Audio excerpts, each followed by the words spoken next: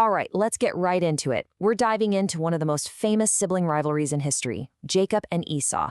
But this isn't just an old story. We're going to uncover a hidden meaning here, a story about two clashing worldviews that, believe it or not, exist inside every single one of us. So the story kicks off with this line from Genesis. And if you read it, you might do a double take. Isaac, Abraham's son, and then right after, Abraham begot Isaac. I mean, it sounds kind of repetitive, doesn't it? Like, okay, we get it. But hang on, this isn't just bad editing. It's a clue. On one level, the ancient sages said this was to shut down any rumors that Isaac wasn't really Abraham's son. But on a much deeper level, this little repetition is setting the stage for this massive, multi-generational drama about two totally different ways of being in the world. Okay, so Section 1, a father and a son.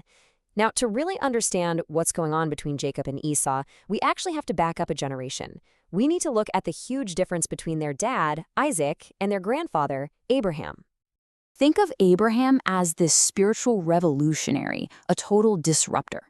He was always on the move, traveling the world, building altars out in the open, and spreading his radical idea of one God to anybody who would listen. He was all about expanding outward. Isaac, though, he was the complete opposite.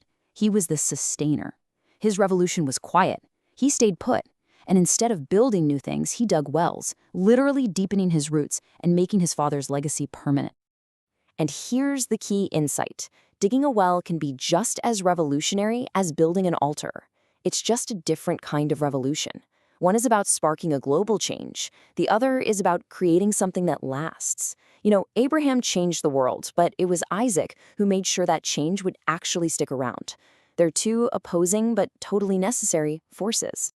Which brings us to Section 2, Two Brothers, Two Paths. Because this exact same tension, this push and pull between expanding out and digging deep, between the spiritual and the physical, it gets inherited directly by Isaac's twin sons, Jacob and Esau. So you've got Esau, who's called the man of the field. He totally takes after his father Isaac. He's all about the physical, tangible world right in front of him. He just accepts reality for what it is. And then you have Jacob, the dweller in tents. He's the heir to his grandfather Abraham's mission, always thinking, always trying to change things, to elevate the world spiritually. And this is where their conflict really comes to a head. The story goes that Esau stumbles in from a hunt, totally wiped out, starving, and he just wants food, right now. Jacob, meanwhile, is in his tent, calmly cooking. It's a slow, thoughtful process. And for a simple bowl of that stew, Esau sells his entire spiritual birthright. He chooses the immediate physical fix over any kind of long-term spiritual purpose. All right, now for Section 3, the secret in the names. This is where the story takes a wild turn, because if you look at the original Hebrew, what their names actually mean completely flips our entire understanding of who's really in charge here.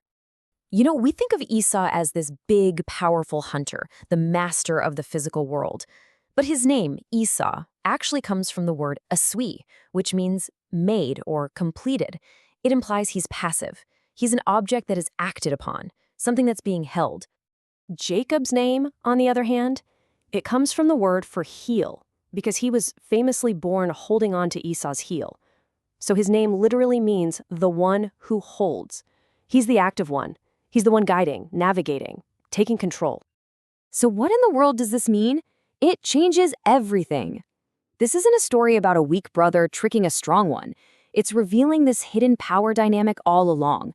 The physically dominant brother, Esau, is actually spiritually dependent on his brother Jacob.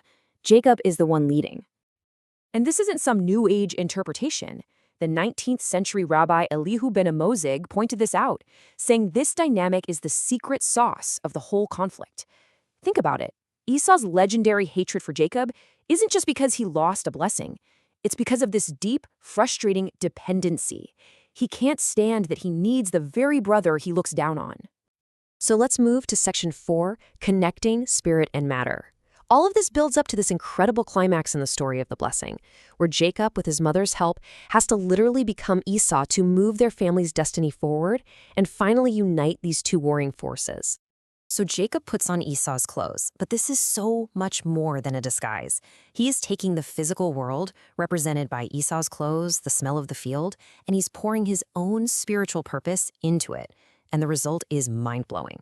Their blind father, Isaac, leans in, and he doesn't just smell a hunter, he smells the scent of the Garden of Eden, a perfect fusion of the physical and the spiritual. And that is the core message of this whole story. It's not about good versus evil or spirit beating matter. It's about a partnership. The physical world of Esau isn't supposed to be thrown away. It's meant to be guided, to be elevated by the spiritual values of Jacob. Which brings us to our final section, the takeaway for today. Okay, so why does this ancient story about shepherds and hunters and a bowl of stew matter to any of us now? Well, because this internal battle is a battle we all fight every single day. Think of these two brothers as two halves of your own spirit. Your Esau is your ambition, your drive, your career, your hustle in the physical world. And your Jacob is your inner compass, your values, your ethics, your sense of purpose. The story isn't saying to kill your ambition. Not at all. It's asking a much deeper question. Is your inner Jacob holding the heel? Is it guiding your Esau? Or is your Esau just running wild, selling its soul for the next quick win?